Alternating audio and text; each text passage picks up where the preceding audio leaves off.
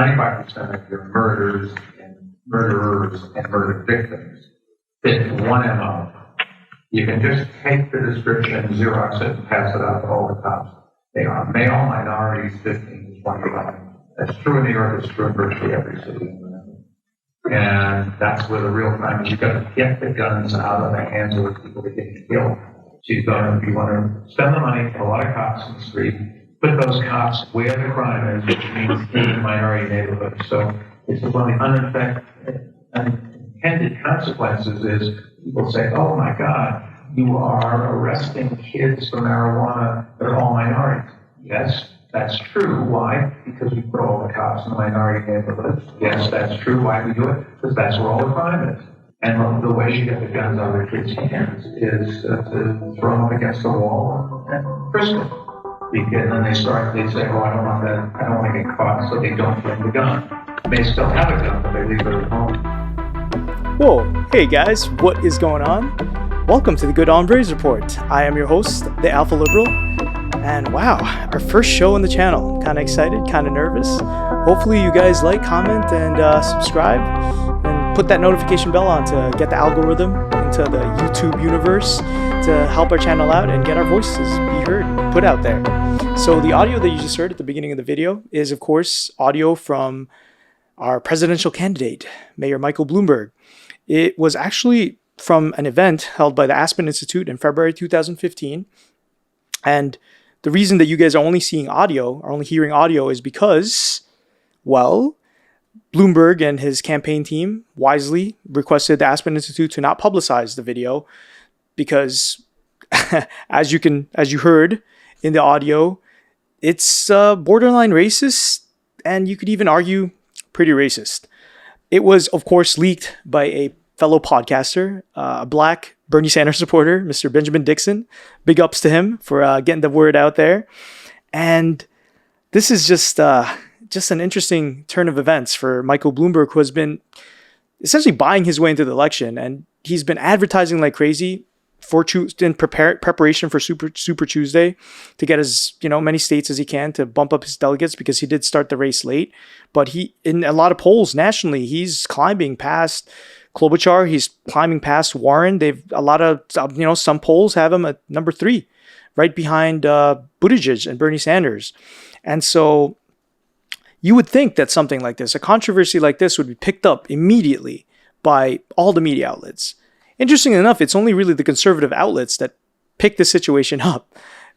And because, for obvious reasons, conservatives, of course, if Bloomberg ends up becoming the actual candidate, the actual nominee for the Democrats, then they have a vested interest in seeing him damaged as much as possible. So a lot of conservative media outlets reported on it, but not really nothing from the mainstream media liberal outlets. CNN had just one little brief news article on it on their website, and it was, it wasn't even breaking news. It wasn't top news.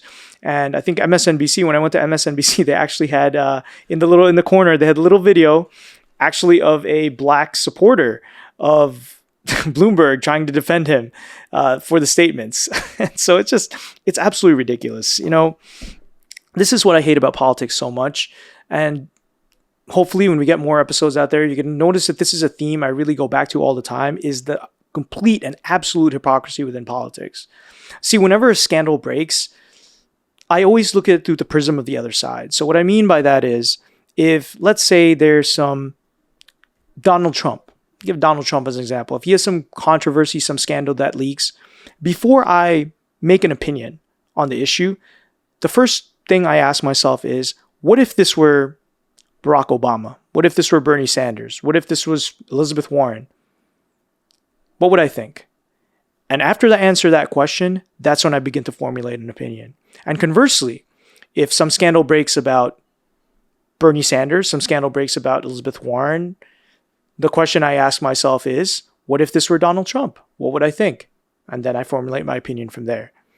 And I think using that logic, using that rationale of approaching anything that way, any matter that comes up, any breaking news that comes up, I think that's the best way to be as unbiased as possible. Because at the end of the day, I don't really care whether someone's a Democrat or a Republican. I don't care if it's Bernie Sanders. I don't care if it's Donald Trump. If it's good for the country and I agree with it, I'll say yes. I'll call a spade a spade. And if there's anything I hate, it is just, it's hypocrisy. And this is one of the most hypocrite. This has got to be tops. This whole situation that's been happening. And so Bloomberg, of course, responded to the controversy with a statement. And he stated, I inherited the police practice of stop and frisk. And as part of our effort to stop gun violence, it was overused. By the time I left office, I cut it back by 95%. But I should have done it faster and sooner. And so if you look at that statement and you take it at face value, you would think that, Bloomberg, of course, he didn't implement it, which is true. He wasn't the person who implemented it. This was a program that had been in Manhattan for quite some time before he became mayor. You would think, by the time he left office, 95%, he was actually scaling back the situation. He knew it wasn't perfect. He knew it wasn't good. He made a mistake by continuing it, but he was decreasing it, making it less and less. Unfortunately for Mr. Michael Bloomberg, this is an actual falsehood. This is a complete lie. And we have the numbers to actually look back at what happened during the stop and frisk program. And so before I go on, Bloomberg continues. He stated, I regret that, and I have apologized, and have taken responsibility for taking too long to understand the impact it had on Black and Latino communities. So I don't understand that these two statements of itself are already hypocritical. First of all, he's saying that he understood the impact, and he's taken responsibility for it. In his statements previous, he's not taking responsibility for it. He's actually saying that he inherited it. He never implemented it. He inherited it, this bad program. And by the time he's out, he was actually trying to make it better. He cut it by 95%. He's actually not taking responsibility for it. And so let's actually look at the numbers of stop and frisk, right? So Bloomberg came into office in 2002. And that's when stop and frisk, the numbers were being made public. That's when numbers were being published. So let's look at the numbers. I'm going to throw some stats here for you guys real quick. And I hope you guys can follow me. So in 2002, there were 97,000 stops. In 2003, 160,000. 2004, 313,000. 2005, 398,000. So what does that mean? That means that in his first term, he actually quadrupled the number of stop and frisk stops that happened. In his term, it quadrupled. It wasn't going down when he came in. It was going up. So he won his second term, of course. In 2006, 506,000. It just keeps going up, guys. You would think that based on a statement, probably he realized it was a terrible program, it was affecting minorities, it was being abused by different precincts, a lot of corruption was going on with it. It's going to go down. Nope, it went up. 506,000 at the beginning of his second term. 2007, it went down a little bit. 472,000. But it doesn't get better, unfortunately. 2008, 540,000. 540,000. Jumped right back up. 2009, 581,000. 2010, 601,000. 601,000 stops in 2010. That's not the end of it. The peak was actually in 2011. In 2011, 685,000. 685,000 stops in 2011. 2012, 532,000. 2013, 191,000. So the last 2 years of his term, there was a dramatic drop in the numbers. But remember, he stated, I cut it back by 95%. If you look at the entire history that during his term, it was going up every single year.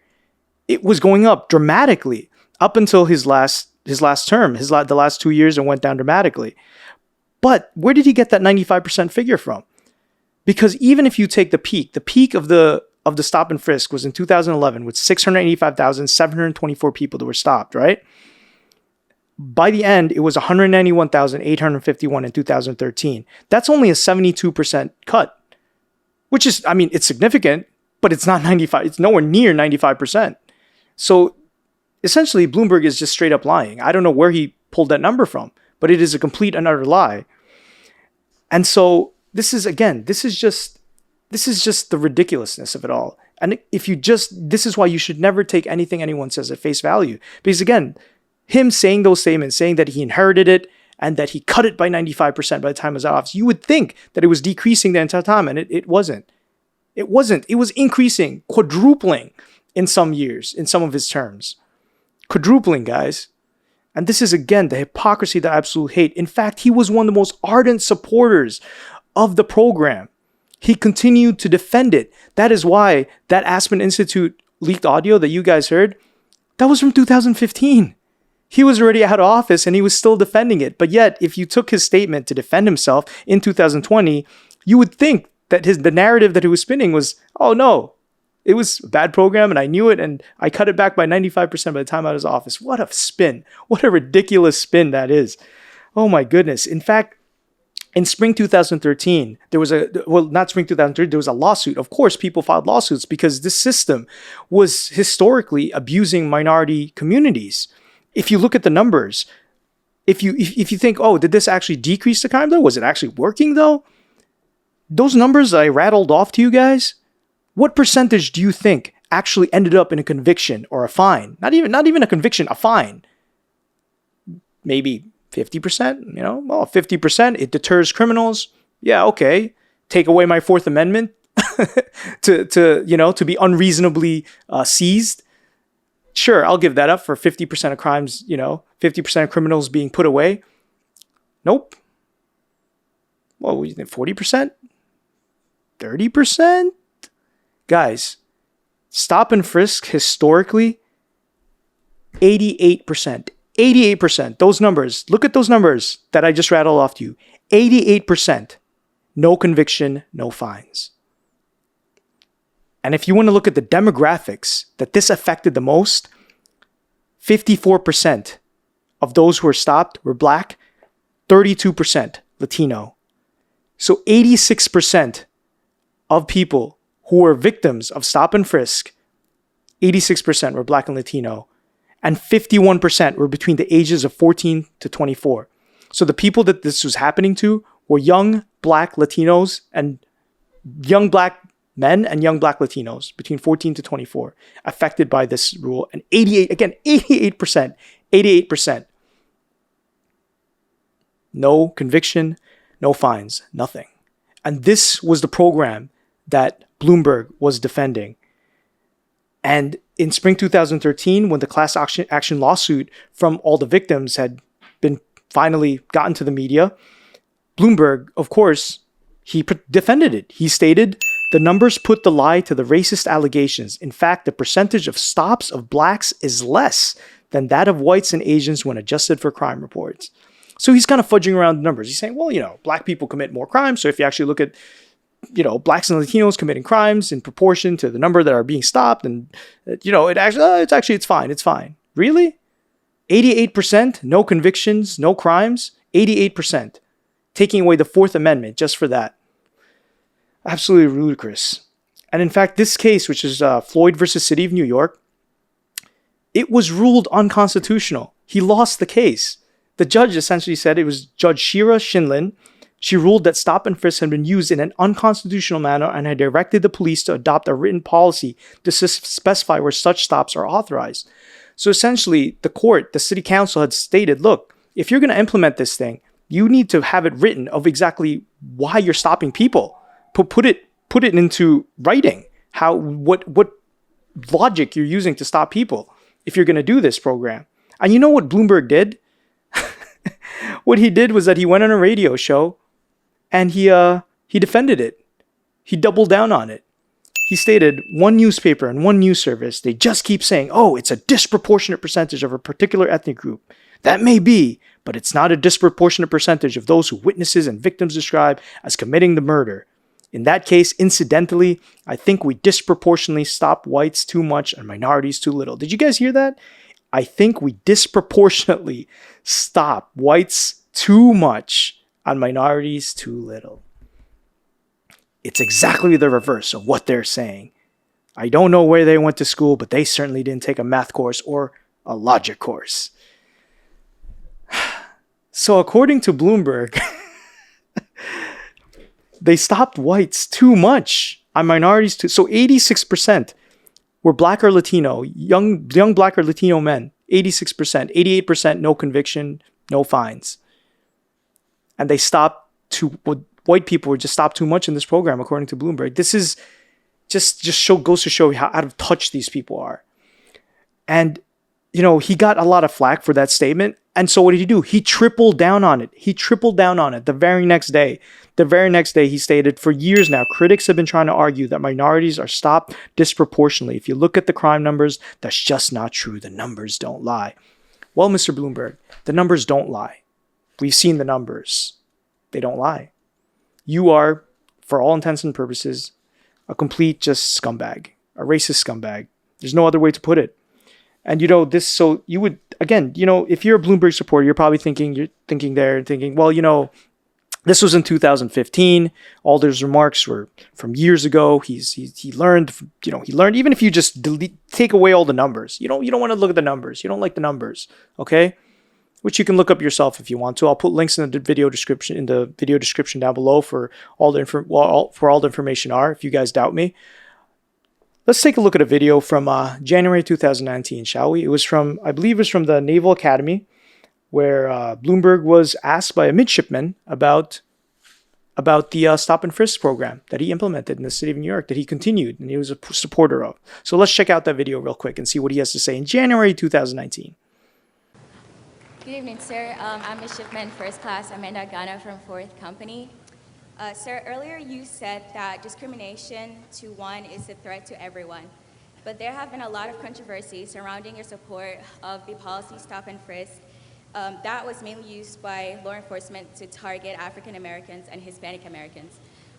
Standing up here today, what would you say to those in the two communities that have been negatively affected by this policy that you supported in the past? Well, we certainly did not pick somebody by race. The way stop and frisk worked was that you went to a place where there was somebody who had been murdered, and in that place, or recently in that place, and that's where you looked for kids that looked like they might have a gun. And I think it's also true that most police departments around the world do the same thing, they just don't report it or use the terminology. That video was in January 2019. So as of January 2019, Bloomberg was still defending stop and frisk. He was still using the same rhetoric, the same borderline racist arguments that he was using even way back in 2015, when he had already left office. And it's absolutely disgusting, just the hypocrisy of the whole situation. Stop and frisk for over a decade. It was utilized by the NYPD. And I'm not one of those people that hates police officers. I have a lot of friends that work in law enforcement, and I have nothing but the utmost respect for anyone who takes it. I think anyone who works as a police officer, you have good police, you have good cops, you have bad cops, just like in any job. You're going to have people that are not the best, but I think a lot of them are heroes to go out there and protect society. And I like to think in this world that a lot of cops are good people that want to do good by society. But unfortunately, because of this program, which went unchecked, which was an absolute infringement of the Fourth Amendment, which interestingly enough is coveted by conservatives. They'll defend the Second Amendment to the bitter death. But, oh my goodness, when your Fourth Amendment is being infringed, well, if you're not guilty, what do you care if you get stopped? Well, because it's unconstitutional. How about that?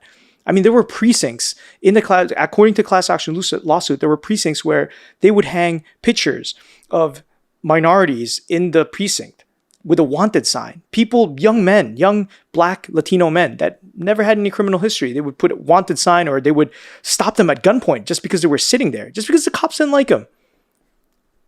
This was something that went unchecked, and it was taken over by a few people within the police force in the NYPD that were corrupt and that were racist and abused their power.